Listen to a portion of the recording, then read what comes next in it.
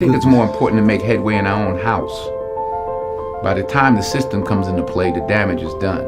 They're not locking up 7-year-olds.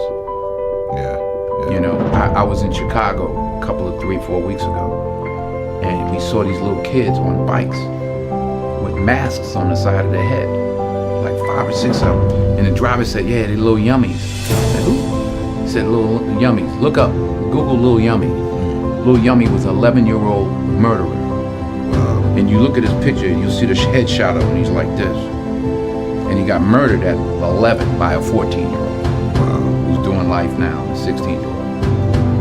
Makes no sense. You blame the system? Where was his father? It starts in the house, it starts in the home. And yeah, well, my father got locked up. Well, where was his father? Yeah. You know, like I did talk about my 3 closest friends, and they did, 15 to 25, one did 28 years and that. I was the only one of the 3 that had a father in my life, even though my parents were together. But I still had a father who was a gentle man and a good example, and they didn't. We can blame the system if we want, but they didn't lock any of us up at 7. Yeah. We were all doing enough to get locked up at 13. My parents sent me in another direction. They didn't have anybody to help them, and they kept doing what they were doing. And the system got them. So I don't. The system is rigged, but why? All the more reason not to help it.